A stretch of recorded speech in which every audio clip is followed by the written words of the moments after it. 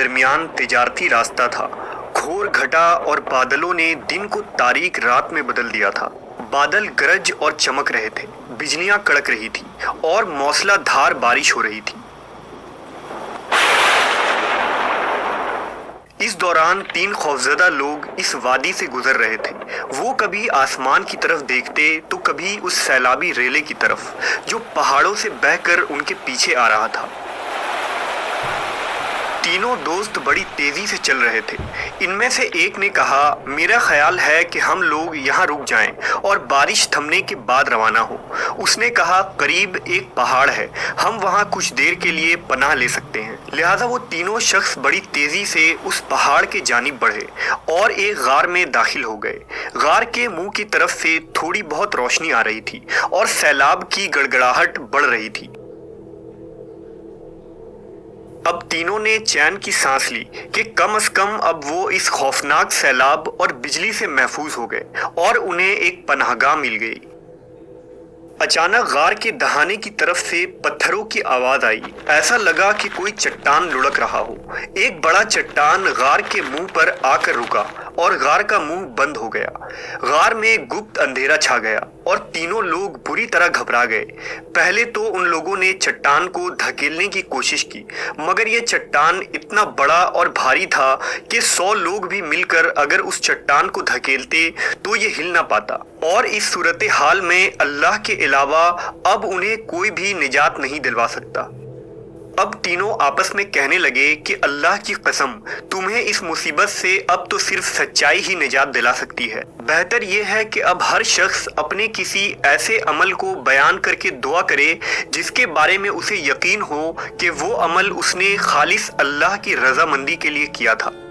लिहाजा उनमें से एक ने इस तरह दुआ की कि ए अल्लाह, तुझे खूब मालूम है कि मैंने एक मजदूर रखा था जिसने एक फर्क यानी 3 सा चावल की उजरत पर मेरा काम किया, लेकिन वो शख्स किसी वजह से गुस्सा में आकर चला गया और अपने चावल छोड़ गया। मैंने उस एक फर्क चावल को लिया और काश्त की, फिर उससे इतना कुछ हो गया कि मैंने पैदावार में से गाय बैल खरीद लिए। इसके बहुत दिन बाद वो शख्स मुझसे अपनी मजदूरी मांगने आया। मैंने कहा, ये गाय बैल खड़े हैं, उनको ले जा। उसने कहा, मेरा तो सिर्फ एक फर्क चावल तुम पर होना चाहिए था। मैंने कहा, ये सब गाय बैल ले जा, क्योंकि ये उसी एक फर्क की आमदनी है। आखिर वो गाय बैल लेकर चला गया। ए अल्लाह, अगर ये ईमानदारी मैंने सिर्फ तेरे डर से की थी तो गार का मुंह खोल दे। दूसरे ने इस तरह दुआ की कि ए अल्लाह, तुझे खूब मालूम है कि मेरे माँ बाप जब बूढ़े हो गए थे तो मैं उनकी खिदमत में रोज़ाना रात में अपनी बकरियों का दूध लाकर पिलाया करता था। एक दिन इत्तफाक से मैं देर से आया, वो सो चुके थे। इधर मेरी बीवी बच्चे भूख से बिलबिला रहे थे, लेकिन मेरी आदत थी कि जब तक अपने माँ बाप को दूध ना पिलाऊं बीवी बच्चों को नहीं देता था। मुझे ना उन्हें बेदार करना पसंद था और ना छोड़ना, क्योंकि यही उनकी ग़िज़ा थी। मैं वहीं खड़ा उनका इंतजार करता रहा यहाँ तक कि सुबह हो गई। अगर मैंने ये काम तेरे खौफ की वजह से किया था तो हमारी मुश्किल दूर कर दे। तीसरे ने इस तरह दुआ की कि ए अल्लाह, मेरी एक चचाजाद बहन थी जो मुझे सबसे ज्यादा महबूब थी। मैंने एक बार उसे जिना करनी चाहिए, उसने इनकार किया, मगर वो किसी मजबूरी में इस शर्त पर तैयार हो गई कि मैं उसे 100 अशरफी लाकर दूंगा। मैंने ये रकम हासिल करने के लिए कोशिश की, आखिरकार मुझे मिल गई तो मैं उसके पास आया और वो रकम उसके हवाले कर दी।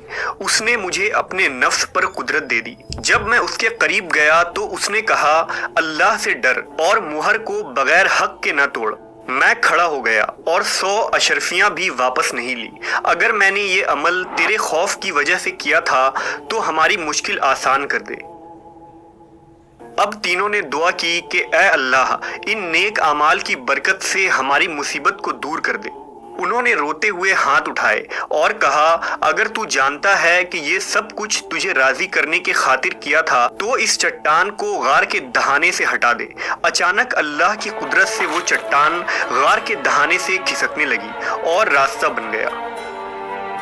उन्होंने अल्लाह का शुक्र अदा किया और खुशी से बाहर आकर सही और सलामत अपनी अपनी बस्तियों की तरफ रवाना हो गए। اس قصے کو حضرت ابن عمر نے نبی صلی اللہ علیہ وسلم سے روایت کی ہے۔ وہ 3 نیک بندے کون تھے، ان کے نام کیا تھے اور یہ واقعہ کس زمانے میں پیش آیا تھا، اس کی وضاحت تو حدیث میں نہیں ملتی، لیکن اس مختصر قصے میں ہمارے لیے بہت سے عبرت کے پہلو موجود ہیں، جن میں سب سے بڑا درس یہ ہے کہ صرف سچائی اور نیک اعمال ہی ہمیں مصیبتوں اور آزمائشوں سے نجات دلا سکتی ہے۔ اس لیے ہمیں ہر چھوٹے بڑے اعمال کو صرف اور صرف اللہ کی خوشنودی اور رضا کے لیے کرنی چاہیے۔